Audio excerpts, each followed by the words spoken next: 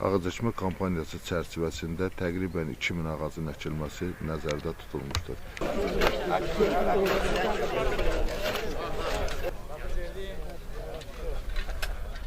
Ölkəmizdə konstitusiya və suverenlik ili, eləcə də 8 noyabr Zəfər gününün 5-ci ildönümü münasibətilə silsilə tədbirlər davam edir. Belə tədbirlərdə Ağsullular da geniş fəallıq nümayiş etdirirlər. Belə ki, rayonun Rəhəmli Qaradağ kəndlərarası avtomobil yolunun 1,5 kilometrliyində ağacəkmə aksiyası keçirilib. Aksiyada Ağsu rayon İcra Hakimiyyətinin başçısı Rövşən Bağırov, rayonun hüquq mühafizə orqanları rəhbərləri, vətən müharibəsi şəhidlərinin ailələri, müharibə iştirakçıları, ictimaiyyət nümayəndələri, rayonun idarə, təşkilat və müəssisələrin kollektivləri iştirak ediblər. Ağacəkmə aksiyasında əkilən hər bir ağac tincinə aqrotexniki qulluq göstərilib. Bayram günlərində ümumilikdə 2000-dən çox ağacın əkilməsi nəzərdə tutulub. Qeyd edək ki, əkilən ağaclara gələcəkdə qulluq göstərilməsi üçün suvarma məsələləri həll edilib və cavabdehlər müəyyənləşdirilib. Rayon məktəbliləri arasında inşa yazı müsabiqəsi, idmanın müxtəlif növləri üzrə isə rayon birincilikləri təşkil olunmuşdur.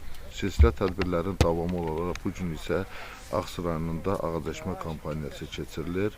Ağacəkmə kampaniyası çərçivəsində təqribən 2000 ağacın əkilməsi nəzərdə tutulmuşdur. Silsilə tədbirlər bundan sonra da davam etdiriləcəkdir. Ağsu rayonunda deməli, müharibə veteranları, qazilər, şəhid ailələri ilə birlikdə tədbir keçiriləcək. Sonra isə ümumi rayon tədbirinə start veriləcəkdir.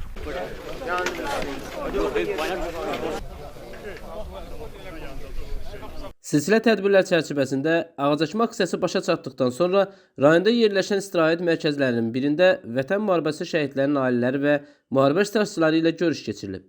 Görüşdə rayon İcra Hakimiyyətinin başçısı Rövşən Bağırov şəhid ailələri, Vətən müharibəsi iştirakçıları qarşısına çıxış edərək 2020-ci il sentyabrın 27-sində başlanan və Prezident Ali Baş Komandan cənab İlham Əliyevin rəhbərliyi ilə qısa vaxtda qələbə ilə başa çatan Vətən müharibəsinin tarixi əhəmiyyətindən danışıb.